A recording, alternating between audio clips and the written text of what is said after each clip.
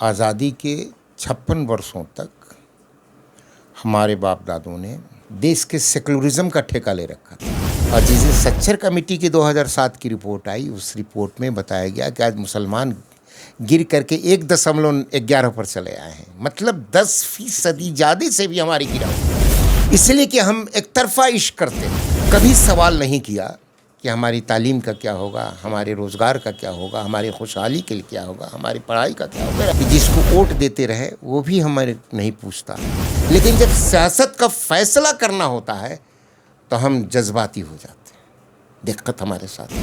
हमारे यहाँ जुमा की नमाज में बेदावत के लोग इकट्ठे होते हैं। हालात हाजरा पर नहीं तबसरा होता, और जब तक ले हालात हाजरा पर तबसरा नहीं होगा तब तक ले वहीं से शऊर पैदा की जाएगी। तो सबसे बड़ा मरकज़ है शऊर पैदा करना। हमें अपनी पहचान, अपने वजूद को बनाने का काम करना चाहिए, जिस तरह से हमारे पैगंबर हज़रत मोहम्मद मुस्तफ़ा सल्लल्लाहु अलैहि वसल्लम किरदार से अपने किया। उनका किरदार ही हमारा वे ऑफ लाइफ है। मुसलमानों के ख़िलाफ़ नफ़रत और गुस्सा पैदा करने की कोशिश की जा रही है, जो धीरे धीरे उसको वोट में तब्दील करने की कोशिश। जब 19 आते आते ये अपने रंग पर आ गए। पूरी एक कम्युनिटी के ख़िलाफ़ नोटबंदी हुआ और जीएसटी हुआ और दीगर तमाम उन वादों सब्ज़बाग जो दिखलाए गए थे। 19 आते आते नौजवान सड़कों पर, किसान सड़कों पर, व्यापारी सड़कों पर वगैरह, समाज का हर तबका बेचैन था। और तब अचानक पुलवामा की घटना हो जाती।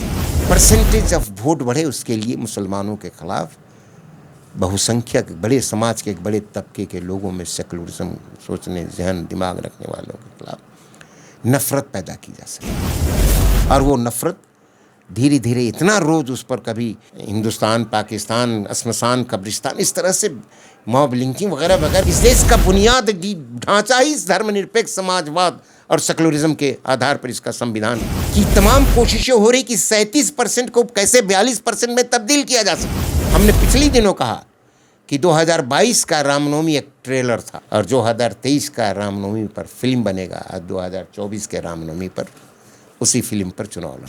एक घटना ने, एक पत्थर चले, गालियां चली, पत्थर चली, उसके बाद बुलडोजर चल गया, सैकड़ों मकान तोड़ दिए गए। आज सैकड़ों लोग आज भी उस घटना के कारगान के, उस घटना में जेलों में, सलाखों में बंद हैं। नौजवानों के अंदर शऊर पैदा करो, उनके बनाए हुए पिच पर वो कोशिश करेंगे कि कहीं ना कहीं रिएक्शन हो, वो एक्शन करेंगे।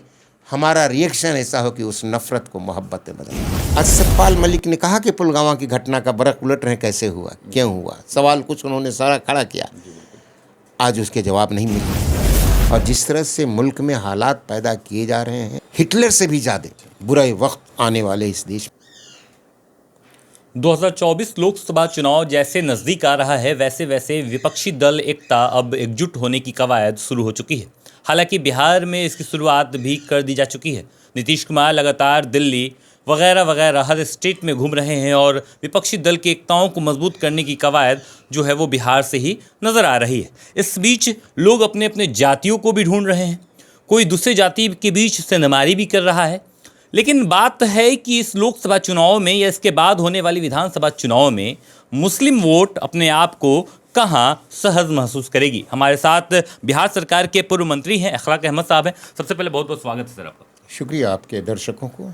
सर, जो मैंने अभी कहा कि सेंधमारी की बात चल रही है, जातों में सेंधमारी चल रही है, धर्मों में सेंधमारी की भी कवायद शुरू हो चुकी है, विपक्षी दल की एकता मजबूत होने की कवायद नज़र आ रही है। इस बीच मुसलमानों का वोट कहाँ जाने वाला है? मुसलमान अपने आप को अपना नेता किसे मानने वाले हैं? मुसलमानों के अंदर जो सियासी शऊर होनी चाहिए वो है ही नहीं,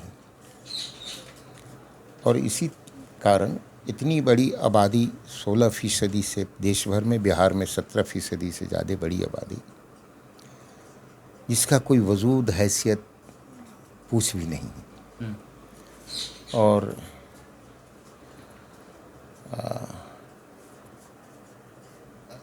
आज़ादी के 56 वर्षों तक हमारे बाप दादों ने, पुरखों ने देश के सेकुलरिज्म का ठेका ले रखा था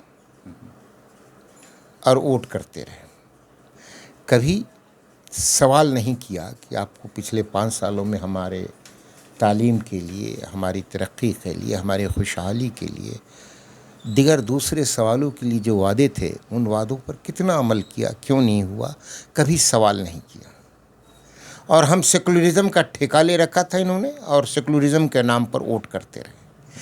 तब तो जब सच्चर कमेटी की जब रिपोर्ट वाज़े हुई 2007 में, तो सच्चर कमेटी ने ये बताया कि आज़ादी के 52 में जब पहला सोशल इंडेक्स बन रहा था तो हिंदुस्तान का मुसलमानों का 11.9% से शुरू होता है। तरक्की, खुशहाली, पढ़ाई लिखाई, कारोबार, बिजनेस वगैरह वगैरह वहाँ से शुरू होता है। और जिस दिन सच्चर कमेटी की 2007 की रिपोर्ट आई, उस रिपोर्ट में बताया गया कि आज मुसलमान गिर करके 1.11 पर चले आए हैं। मतलब 10% ज़्यादा से भी हमारी गिरावट आ गई, इसलिए कि हम एक तरफा इश्क करते रहे। और वो जानता रहा कि साहब मुसलमानों को कुछ नहीं दो, सेकुलरिज्म का ठेका ये ले रखे हैं। उसके बाद जब कांग्रेस से लोगों का मुंह टूटा तो फिर वो देश में कम्युनलिज्म के ख़िलाफ़, भारतीय जनता पार्टी के ख़िलाफ़, जनसंघ के ख़िलाफ़ एक मुहिम शुरू हुआ और मुसलमानों ने जनसंघ और बीजेपी को, भारतीय जनता पार्टी को हराने के लिए, भारतीय जनता पार्टी को हराने के लिए संकल्प ले लिए।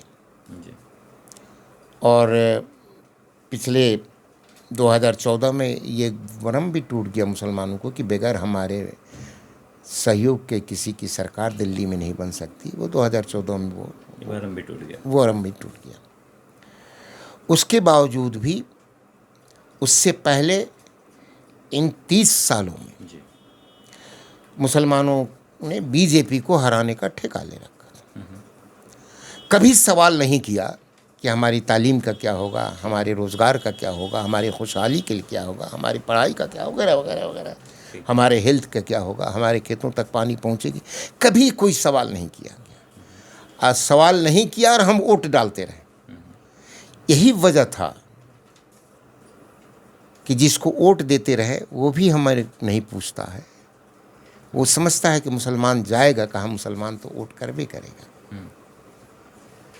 और जिसको हम नहीं देते हैं वो हमारे खिलाफ हिडन एजेंडा हमें बनाता रहा। हम दोनों तरफ से हमारी गिनती सही मायने में कहीं नहीं है। इसलिए मैंने कहा कि हमारे यहाँ सियासी शऊर नहीं है। लेकिन बात करते हैं 90 के दशक की, और सियासी शऊर नहीं है, इसलिए जब तक सियासी शऊर नहीं होगी हम सियासी फैसले नहीं कर सकते। हम भेड़ के तरह से हैं। ये कैसे पॉसिबल होगा? कैसे सियासी शऊर आएगा? कैसे नॉलेज डेवलप होगी? क्या कुछ मुसलमानों को करना होगा जिससे वो भी अपनी गिनती गिना सकें, वो भी लोकसभा और विधानसभा जैसे बड़े चुनावों में अपना हक दिखा सकें? हम ये मानते हैं कि जैसे मुसलमानों के बीच जो तंजीमें काम करती हैं, जी, बिहारों में कई तंजीम हैं, जी बिल्कुल, अलग अलग इदारे हैं, काम करते हैं। ये ज़्यादा जिम्मेवारी हूँ इदारों पर। हम पॉलिटिकल पार्टी से ताल्लुक़ रखते हैं, जी बिल्कुल, तो वह कि अखलाक अहमद तो फला पॉलिटिकल पार्टी के हैं, जी, छाट दिए गए पॉलिटिकल पार्टी से। जैसे आप कोई बात कहेंगे तो कहेंगे कि तो पार्टी से ताल्लुक़ रखते हैं। लेकिन जो पॉलिटिकल पार्टी से ताल्लुक़ नहीं रखते हैं, जो लेकिन सियासत हमारी ज़िंदगी का अहम हिस्सा है। हम सुबह से उठते हैं तो शाम तक जिन सवालों से जूझते हैं, उन तमाम सवालों का रिश्ता सियासत के साथ जुड़ा हुआ है। कि हमारा इलाज कैसे होगा, हमारे बच्चों की पढ़ाई हो गई है तो नौकरी कैसे होगी, हमारे तालीम का इंतज़ाम कैसे होगा, खेत में फसल लगे हुए हैं तो उसका MSP कैसे मिलेगा। दिगर तमाम सवालों का रिश्ता सियासत के साथ है, जो पॉलिटिकल पार्टियां, लीडर तय करती हैं, सरकारें तय करती हैं। लेकिन जब सियासत का फैसला करना होता है तो हम जज्बाती हो जाते हैं। दिक्कत हमारे साथ यही है। इसीलिए हमारा कोई वजूद है नहीं, न कोई पूछे न कोई। तो हमने कहा पिछले दिनों कि हमारे जो ये तंजीमें हैं, जो इदारे हैं, इनको इस काम में पहल करना चाहिए। ठीक है। जो सोशल एक्टिविस्ट जो लोग हैं, हमारे जो उलमा हैं, उनको इस काम में पहल करना होगा। हमारे यहाँ जुमा की नमाज में बेदावत के लोग इकट्ठे होते हैं। जी बिल्कुल। खुतबा से पहले बयान होता है। जी बिल्कुल। किसी मस्जिद में चले जाओ वसीम, किसी एक मस्जिद के भी इमाम से उनका सुन लीजिए बयान, तो इतनी ऊंची बात कहेंगे कि हमारे एंटीना से निकल जाता। जल्दी से लोग है कि ख़त्म करें इमाम साहब, खुतबा शुरू करें ताकि हम नमाज पढ़े, अपने कामों में मसरूफ़। हालात हाजरा पर नहीं तबसरा होता, हालात हाजरा पे तस्वीर नहीं होता। तबसरा नहीं होता। और जब तक ले हालात हाजरा पर तबसरा नहीं होगा तब तक ले वहीं से शऊर पैदा की जाएगी। तो सबसे बड़ा मरकज़ है शऊर पैदा करने का। जी। मस्जिद नबी इसका उदाहरण है। मस्जिद नबी सबसे उसका उदाहरण है। इस्लाम के लिए पहला जंग से लेकर जितनी जंगें हुई, हर जंग का मंसूबे, प्लानिंग, तैयारी मस्जिद नबी में की गई थी। ये जानते हैं उलमा कि नहीं जानते? तो क्यों नहीं हम बगैर किसी सियासी पार्टियों के नाम लेते हुए हमें सच कहने की सलाहियत पैदा करनी चाहिए। हमें अपने सवालों को खड़ा करने का शऊर पैदा करनी चाहिए। हमें अपनी पहचान, अपने वजूद को बनाने का काम करना चाहिए। जिस तरह से हमारे पैगंबर हज़रत मोहम्मद मुस्तफ़ा सल्लल्लाहु अलैहि वसल्लम से किरदार से अपने किया, उनका किरदार ही हमारा वे ऑफ लाइफ है, कोई नई बात नहीं है। हदीसों में एक नहीं सैकड़ों उदाहरण पड़े हैं। आज पिछले रामनवमी हम जैसे लोगों को यह मानना है, मैं चिल्ला रहा हूँ पिछले 6 महीने से, 8 महीने से चिल्ला रहा हूँ। और मैंने बुला करके जो सबसे बड़ा मरकज़ है पटना का, उनसे मैंने बात की। उन्होंने अपने भाई को भेजा कि अखलाक साहब से मिलिए, कुछ बातों से आपसे शेयर करना चाहते हैं। मैंने कहा कि क्यों नहीं इस तरह के मस्जिदों में हम बातें करनी चाहिए हमें। तो उन्होंने इस तजावीज़ को पसंद किया और उन्होंने कहा कि ठीक है।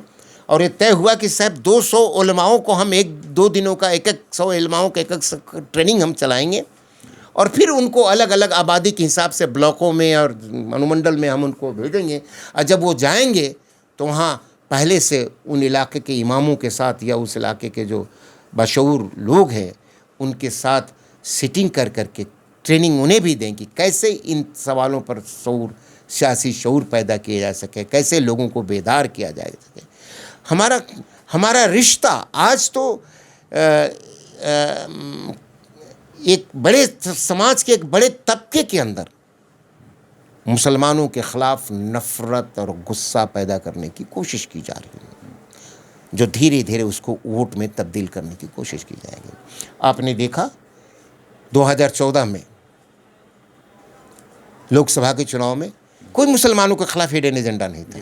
सबका विकास, सबका साथ, गुजरात मॉडल पर देश को हम ले जाएंगे। लोगों को उम्मीद थी, मुसलमानों ने भी वोट दिया, 6-6.5% वोट दिया जैसा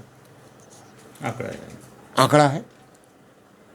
लेकिन धीरे धीरे जब 19 आते आते ये अपने रंग पर आ गए और पूरी एक कम्युनिटी के ख़िलाफ़ नोटबंदी हुआ और जीएसटी हुआ और दिगर तमाम उन वादों सब्ज़बाग जो दिखलाए गए थे। 19 आते आते नौजवान सड़कों पर, किसान सड़कों पर, व्यापारी सड़कों पर वगैरह, समाज का हर तबका बेचैन था। और तब अचानक पुलवामा की घटना हो जाती है। उस वक्त 2014 में 31% वोट आए थे। तमाम वादों और सब्ज़बागों के ख़िलाफ़ 31% वोट आए तो 69% वोट खिलाफ थे, जिसमें मान लीजिए कि मुसलमानों का एक अहम किरदार बड़ा तबका खिलाफ था। जी बिल्कुल।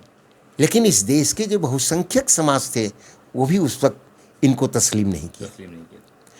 फिर 19 आते आते पुलवामा की घटना हुई, उसके बाद बालाकोट हुआ, उसके बाद मीडिया चैनल लगातार आज भी कैसे परसेंटेज ऑफ वोट बढ़े उसके लिए मुसलमानों के ख़िलाफ़ बहुसंख्यक बड़े समाज के एक बड़े तबके के लोगों में सेकुलरिज्म सोचने, जहन, दिमाग रखने वालों के ख़िलाफ़ नफ़रत पैदा की जा सके। और वो नफ़रत धीरे धीरे इतना रोज़ उस पर कभी हिंदुस्तान, पाकिस्तान, असमसान, कब्रिस्तान, इस तरह से मॉब लिंचिंग वगैरह वगैरह जो चीज़ें अभी देखा उत्तर प्रदेश में किस तरह से वोट को टर्न मैसेज दिए जा रहे हैं जी बिल्कुल, कानून को ताक पर रख करके। जी। तो उसी तरह से 2019 के चुनाव में वो परसेंटेज बढ़ करके एक बालाकोट ने 31 से 37% पहुंचा दिया। जी। आज भी